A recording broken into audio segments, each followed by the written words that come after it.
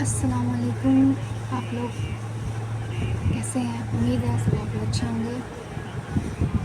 आज हम लोग बात करेंगे ओवर थिंकिंग पर, how to deal with overthinking. असल में ओवर थिंकिंग कुछ कोई बीमारी नहीं है, लेकिन बहुत सारे लोग इस चीज़ को फेस करते हैं। ओवर थिंकिंग आजकल तो बहुत कॉमन हो गया है कि आई एम ओवर थिंकर। लोग बड़ी ईज़िली से बोल देते हैं कि I am over thinker, but कभी वो इस चीज़ को समझ नहीं पाते कि ओवर थिंकिंग आती क्यों है, ओवर थिंकिंग है क्या। एक्चुअली ओवर थिंकिंग हमारे अंदर बचपन से डेवलप करती है। जब हम छोटे होते हैं तो अगर हमको वैसा इन्वामेंट मिला है जहाँ पर मेरा माइंड या हमारा माइंड डर में होता है, फियर में होता है, या किसी तरीके का प्रेशर होता है, या कोई ऐसा इन्वामेंट होता है जहाँ वो अपने आप को सिक्योर फील ना करे, उसको इनसिक्योरिटी हो, वो किसी भी तरीके का हो सकता है, तो इंसान हमेशा उस चीज़ से बचने के लिए ज़्यादा सोचता है। उस प्रेशर से बचने के लिए, उस टेंशन से बचने के लिए, वैसे इन्वायरमेंट से बचने के लिए, तो धीरे धीरे उसको आदत हो जाती है ओवर थिंक करने की। वो हर चीज़ में ओवर थिंक करता है, यहाँ तक कि ओवर थिंक अच्छी चीज़ में भी करने लगता है और उस चीज़ को बिगाड़ देता है। ओवर थिंकिंग बहुत कुछ को बिगाड़ देती है। लोग इस चीज़ को नहीं समझ पाते हैं, बस बोल के निकल जाते हैं मैं तो ओवर थिंक करूँ, तुमको मुझे समझना होगा। ऐसा नहीं है। कोई दूसरा इंसान आपकी ओवर थिंकिंग को अच्छा नहीं कर सकता, आप खुद अच्छा कर सकते हैं। आप दूसरे को ये ज़िम्मेदारी नहीं दे सकते कि वो आपकी ओवर थिंकिंग को अच्छा करे। आपको खुद अच्छा करना होगा, अपने लिए अच्छा करना होगा, क्योंकि अक्सर ओवर थिंकर इंसान जो होता है ना, वो दिल का भी अच्छा होता है, लेकिन लोग सोचते हैं कि अरे ये तो पागल है, वो सोचता है, वो सोचती है, पर ऐसा नहीं होता है।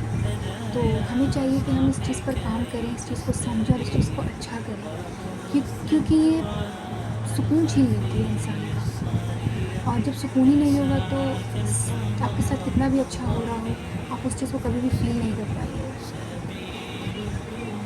तो आपको ये चीज़ समझना होगा और इस पर काम करना होगा। और ये अगर हम इसको इस्लामिक पर्सपेक्टिव से देखें तो ये शैतानी वसवसा होता है। डर क्यों आता है?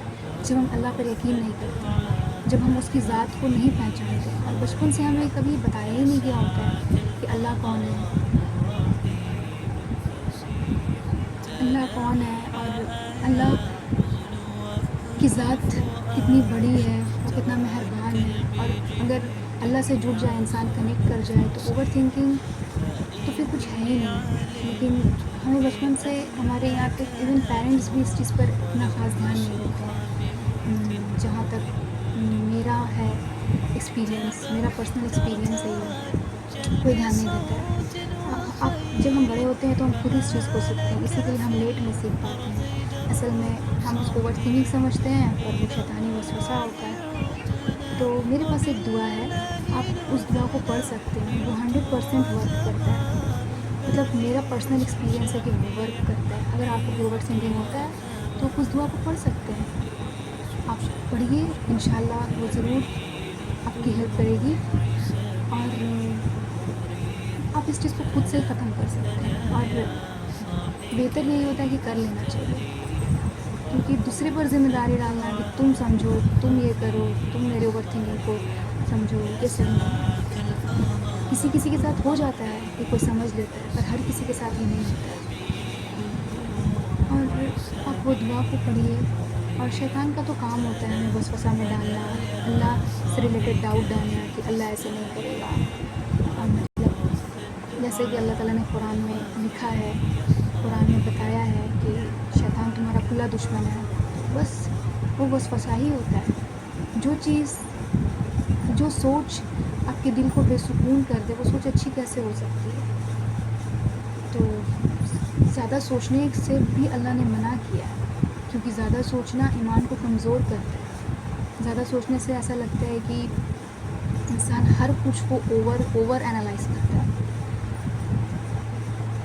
बस अल्लाह ताला पर यकीन करिए, उससे अच्छा हुस्न ज़न रखिए, बाकी अल्लाह बेहतरीन करता है। दुआ करिए।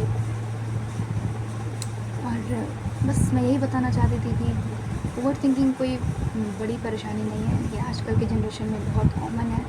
और लोग सोचते हैं कि पता नहीं क्या हो गया, लेकिन बहुत सारे लोग इस चीज़ से सीरियस इशू में भी चले जाते हैं, जैसे कि पैनिक अटैक्स, बहुत सारी चीज़ें हो जाती हैं। तो आज की वीडियो यहीं तक है। Thank you. अल्लाह हाफिज़।